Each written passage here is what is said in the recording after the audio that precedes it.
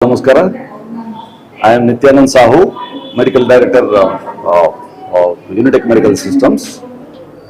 Today, the program what is conducted by Raghavi Charitable Trust, it is actually we have to appreciate, and this is first time it has happened in our Karnataka. So we have to. This is basically for encouraging the hospital staff like nurses, technician, all IAs, whoever working dedicatedly for the patient. So for them, this is we are giving a appreciation award. So this is called the Arogya Jyoti Award. So I thank Raghavendra who initiated this. Thank you so much. Thank you everybody. What is the message given to the people from this award? This message is goes to this is basically the encouragement to the team of people who are dedicatedly working for the hospital, so they can work much better for the patient. Award C normal ಆಗಿ ಏನಾಗ್ತದೆ ಅಂತ ಹೇಳಿದ್ರೆ hospital it is not in a doctors ಇಂದ ಮತ್ತೆ ಒಂದು ಇದರಿಂದ ನಡೆಯುವಂತ ಕೆಲಸ ಅಲ್ಲ. ಅದು ಒಂದು ಗ್ರೂಪ್ ಆಫ್ ಪೀಪಲ್ ಅಂದ್ರೆ ಲ್ಯಾಬ್ ಟೆಕ್ನಿಷಿಯನ್ಸ್, ಎಕ್ಸ್ರೇ ಟೆಕ್ನಿಷಿಯನ್ಸ್, ಮತ್ತೆ ಸಿಸ್ಟರ್ಸ್, ರಿಸೆಪ್ಷನಿಸ್ಟ್, ಇವೆಲ್ಲ ಒಂದು ಗ್ರೂಪ್ ಆಫ್ ಪೀಪಲ್, ಅದು ಸ್ಕಿಲ್ಡ್ ಪೀಪಲ್ಸ್ ಇಂದ ನಡೆಯುವಂತ ಒಂದು ಇನ್ಸ್ಟಿಟ್ಯೂಷನ್ಸ್.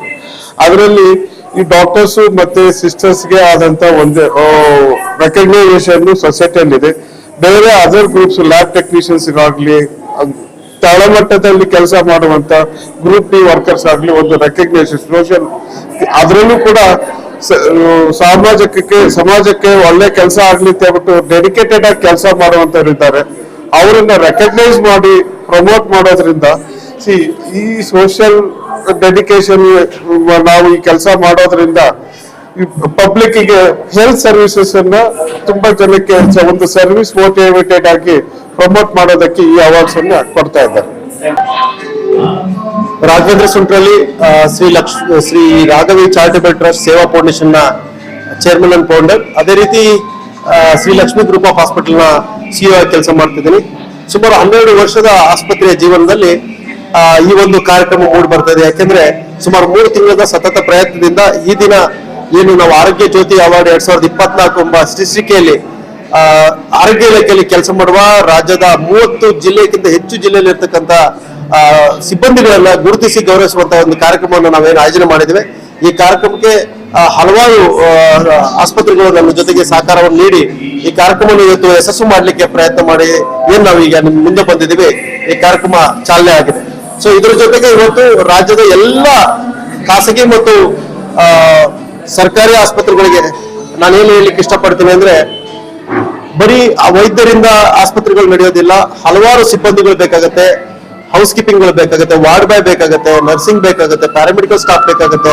ಅವ್ರಿಗೆಲ್ಲ 16 ವರ್ಷದಿಂದ ಕೆಲಸ ಮಾಡ್ತಿರ್ತಾರೆ. ಅವ್ರನ್ನ ವೈಯಕ್ತಿಕವಾಗಿ ಗುರುತಿಸಿ ಗೌರವಿಸಬೇಕು ಅನ್ನೋ ಒಂದು ಕಾರ್ಯಕ್ರಮದಿಂದ ನಮ್ಮ ರಾಘವಿ ಚಾರಿಟಬಲ್ ಟ್ರಸ್ಟ್ ನ ವೆಬ್ಸೈಟ್ ಅಲ್ಲಿ ಒಂದು ಫಾರ್ಮ್ ನ ಅಪ್ಲೋಡ್ ಮಾಡಿ, ಆ ಅಪ್ಲೋಡ್ ಮುಖಾಂತರವಾಗಿ ಅವ್ರನ್ನ ಆಯ್ಕೆ ಮಾಡಕ್ ಪ್ರಕ್ರಿಯೆ ಮಾಡಿದ್ವಿ.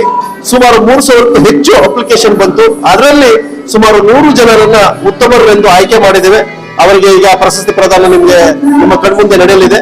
ಸೊ ಆ 100 ಜನ ಕೊಡೋದ್ರಿಂದ ರಾಜ್ಯದಲ್ಲೇ ಒಂದು ವಿಭಿನ್ನ ಕಾರ್ಯಕ್ರಮದ ಮುಖಾಂತರವಾಗಿ ಆಸ್ಪತ್ರೆ ಇಲಾಖೆಯಲ್ಲಿ ಒಂದು ಈ ಕೆಲಸದಲ್ಲಿ ಹೆಚ್ಚು ಜನರಲ್ಲಿ ಆಸಕ್ತಿ ಮೂಡಿಸೋದಕ್ಕೆ ಈ ಕಾರ್ಯಕ್ರಮ ಪೂರಕವಾಗಲಿ ಅಂತ ಈ ಮೂಲಕ ಹೇಳ್ತಾ, ಮತ್ತೆ ತಾವೆಲ್ಲರೂ ಸಹಕಾರ ಮಾಡಿದ್ರ, ವಿಶೇಷವಾಗಿ ಮೀಡಿಯಾ ಮಿತ್ರರು ನನ್ನ 12 ವರ್ಷದ ಜರ್ನಿಯಲ್ಲಿ ಸದಾ ನಮ್ಮ ಎಲ್ಲಾ ಕಾರ್ಯಕ್ರಮಗಳಿಗೆ ಸಹಕಾರ ನೀಡಿದ್ರ. ಈ ಕಾರ್ಯಕ್ರಮಕ್ಕೂ ತಾವೆಲ್ಲ ಬಂದಿರೋದು ತುಂಬಾ ಖುಷಿಯಾಗಿದೆ. ಮೊದಲನೇದಾಗಿ ತಮಗೂ ಕೂಡ ನಾನು ಸ್ವಾಗತವನ್ನು ಮತ್ತು ಅಭಿನಂದನೆ ಹೇಳಲಿಕ್ಕೆ ಇಷ್ಟಪಡ್ತೀನಿ. ಈಗ ಲೈಟ್ ಲ್ಯಾಂಪಿಂಗ್ ನಿಮ್ಗೆ ಬೇಲೂರು ಗೋಪಾಲಕೃಷ್ಣ ಅವರು, ಸಾಗರ ಶಾಸಕರು ಹಾಗೂ ಅರಣ್ಯ ಇಲಾಖೆಯ ನಿಗಮದ ಅಧ್ಯಕ್ಷರು ಬರ್ತಿದ್ದಾರೆ. ಹಾಗೆ ನಮ್ಮ ಎಲ್ಲ ಆಸ್ಪತ್ರೆ ಚೇರ್ಮನ್ಗಳು ಬರ್ತಿದ್ದಾರೆ. ಆಂಧ್ರದ XMLA ಆದಂತ ಪದ್ಮಾವತಿ ಜಿಲ್ಲೆಗಂಡ ಅವರು ಬರ್ತಿದ್ದಾರೆ. ಅದೇ ರೀತಿ ದಿನೇಶ್ ಗುಂಡ್ರು ಅವರು 12 ಗಂಟೆಗೆ ಬರ್ತಿದ್ದಾರೆ. ಸೊ ಈ ರೀತಿ ಹಲವಾರು ಗಣ್ಯರು ಬಂದು ಈ ಕಾರ್ಯಕ್ರಮವನ್ನ ಯಶಸ್ವಿ ಮಾಡಲಿದ್ದಾರೆ.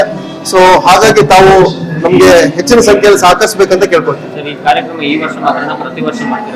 ಈ ಕಾರ್ಯಕ್ರಮ ಈ ದಿನ ಮೊದಲ ಅಧ್ಯಾಯವನ್ನು ಬರೆದಿದ್ದೇವೆ. ಪ್ರತಿ ವರ್ಷವೂ ಕೂಡ ಈ ಆರೋಗ್ಯ ಜ್ಯೋತಿ ಅವಾರ್ಡ್ ಶೀರ್ಷಿಕೆಯಲ್ಲಿ ವಿಭಿನ್ನವಾದಂತ ಕಾರ್ಯಕ್ರಮಗಳು, ಅಂದ್ರೆ ಸೌತ್ದು ಮಾಡ್ಬೇಕಂತ ಮುಂದಿನ ಆಲೋಚನೆಗಳಿದೆ. ಇಡೀ ಸೌತ್ನ ಒಂದು 5 ರಾಜ್ಯವನ್ನ ಸೇರಿಸ್ಕೊಂಡು ಮಾಡ್ಬೇಕನ್ನೋದು ಮುಂದಿನ ವರ್ಷ ಆಲೋಚನೆ ಇದೆ. ಎಲ್ಲರ ಸಹಕಾರ ಚೆನ್ನಾಗಿದ್ರೆ ಖಂಡಿತವಾಗಿ ಅದನ್ನ ಮಾಡ್ತೀವಿ. ಪ್ರತಿ ವರ್ಷ ಈ ಕಾರ್ಯಕ್ರಮ ನಡೆಯುತ್ತೆ.